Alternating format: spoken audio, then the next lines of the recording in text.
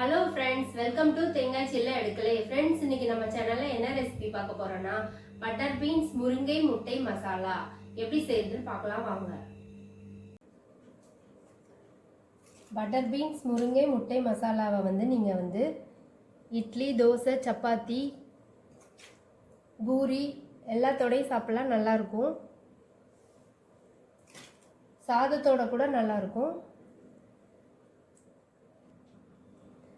இந்த ரெசிபி எப்படி செய்யலாம் பார்க்கலாம் வாங்க.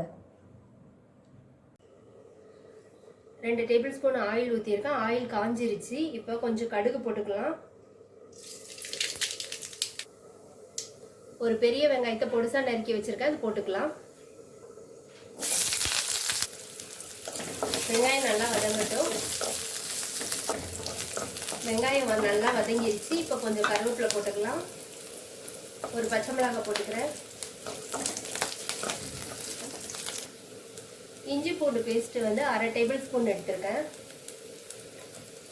அதை நல்லா வதக்கிக்கோங்க. இஞ்சி பூண்டு பேஸ்ட் நல்லா வதங்கிருச்சு. ஒரு தக்காளியை பொடிசா நறுக்கி வச்சிருக்கேன். தக்காளி நல்லா வதங்கட்டும்.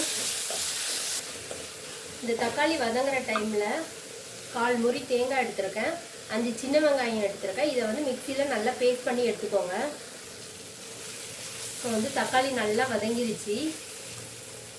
ஒரு டீஸ்பூன் மஞ்சள் பொடி போடுறேன். ஒரு டேபிள் ஸ்பூன் தனியா பொடி எடுத்திருக்கேன். அரை டேபிள் ஸ்பூன் வத்தல் பொடி எடுத்திருக்கேன்.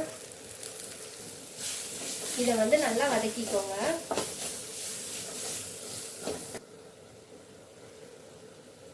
அரை டீஸ்பூன் கரம் மசாலா பொடி போடுறேன். கரம் மசாலா பொடி வீடியோ ஏற்கனவே போட்டிருக்கோம்.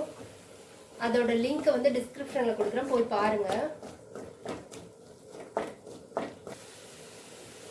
ஒரு கைப்பிடி அளவு பட்டர் பீன் எடுத்திருக்கேன்.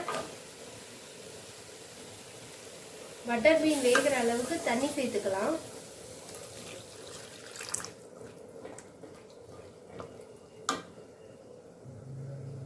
நாலு முருங்கைக்காயில 4 பீஸ் எடுத்திருக்கேன். இது நல்லா வேகட்டும். மசாலாக்கு தேவையான அளவு உப்பு போட்டுக்கோங்க. இது ஒரு 10 நிமிஷம் நல்லா வேகட்டும்.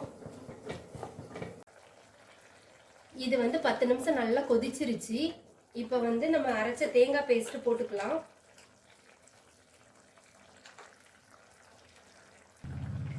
இதை நல்லா மிக்ஸ் பண்ணிக்கோங்க. நான் 2 முட்டை வேக வச்சு எடுத்துருக்கேன். இந்த முட்டையை 4 பக்கம் நல்லா கீறி எடுத்துக்கோங்க. இந்த மாதிரி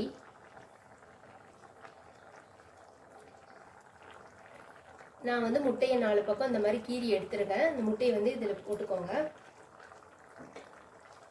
நல்லா மிக்ஸ் பண்ணிக்கோங்க. இது ஒரு 5 நிமிஷம் நல்லா கொதிக்கட்டும். இது 10 நிமிஷம் நல்லா கொதிச்சிருச்சு. பீன்ஸ் எல்லாம் நல்லா வெந்துருச்சு. இது ரெடி ஆயிடுச்சு. இந்த வீடியோ உங்களுக்கு பிடிச்சிருந்தா லைக் பண்ணுங்க, ஷேர் பண்ணுங்க, சப்ஸ்கிரைப் பண்ணுங்க. கீழே இருக்க பெல் பட்டனை டச் பண்ணுங்க. அதுல இருக்க ஆல் ஆப்ஷனை கிளிக் பண்ணுங்க. அப்பதான் நான் போடுற வீடியோக்கு நோட்டிபிகேஷன் உங்களுக்கு வரும்.